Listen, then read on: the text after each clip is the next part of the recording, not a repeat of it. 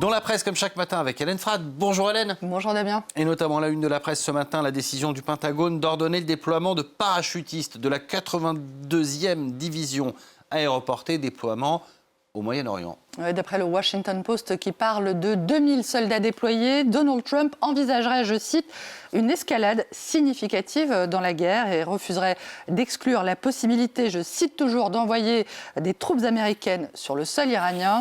The Guardian, le quotidien britannique, indique que ces soldats pourraient rejoindre les milliers de Marines déjà déployés dans le Golfe, en route pour le Golfe plutôt, où Donald Trump pourrait leur ordonner de prendre soit le contrôle du détroit d'Ormuz ou de l'île de Kharg.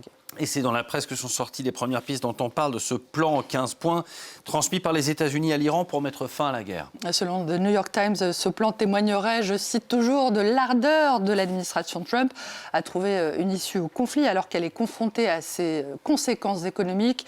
Le Guardian, de nouveau, évoque un projet ayant toutefois peu de chances d'apaiser Téhéran, basé sur un cadre désormais obsolète et déjà proposé en mai dernier. Quelle est la volonté réelle de l'administration Trump de négocier? C'est toute la question. Le Wall Street Journal évoque le brouillard de la diplomatie, comme on parle du brouillard de la guerre, en expliquant que Trump a tout intérêt à rassurer les marchés en annonçant des progrès diplomatiques, alors que l'Iran, lui, a tout intérêt à nier en bloc et à maintenir l'instabilité.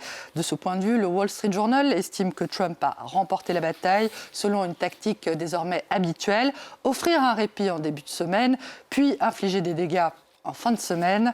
S'agit-il en réalité d'une simple tactique? Les Échos et plusieurs quotidiens internationaux s'interrogent sur les étranges transactions qui ont précédé précisément ce revirement brutal lundi de Donald Trump qui a immédiatement fait retomber le cours du pétrole et doper la bourse.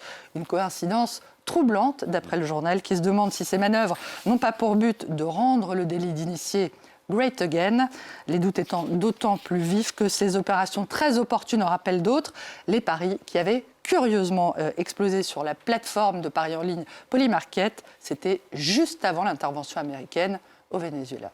Ce qui ne fait aucun doute, Hélène, c'est la crise mondiale provoquée par cette guerre. Le Wall Street Journal annonce que la pénurie de pétrole s'étend maintenant des pays du Golfe au reste du monde, avec une crise particulièrement brutale en Asie, où les raffineurs payent maintenant $160 le baril de pétrole émirati.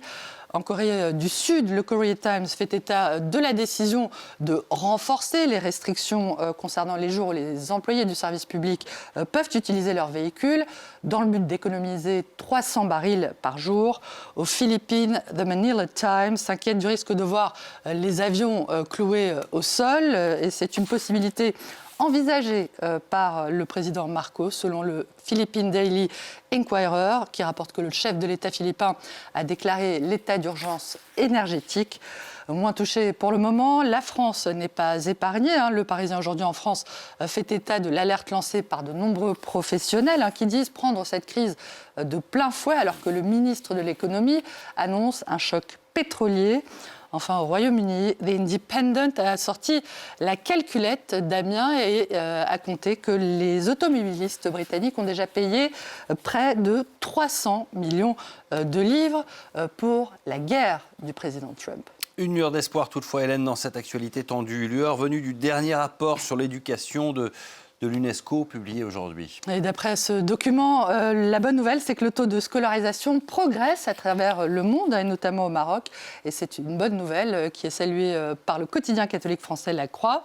Et toujours à propos d'école, Damien, l'entrée en vigueur progressive en Angola, un pays jusque-là lusophone, d'une réforme qui rend le français obligatoire dès l'école primaire. Un choix de la francophonie que le monde explique par la volonté de Luanda de se rapprocher de ses voisins francophones, le Congo-Brazzaville et la République démocratique du Congo. Pour celles et ceux qui préfèrent l'école buissonnière, j'ai aussi quelque chose pour eux dans ma petite besace. Le concours de l'arbre européen de cette année.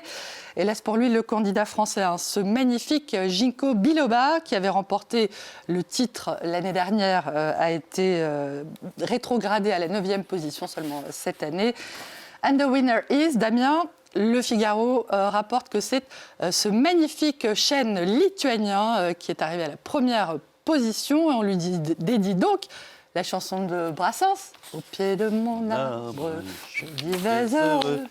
J'aurais jamais dû m'éloigner de mon arbre. Merci beaucoup Hélène pour cette revue de presse. Les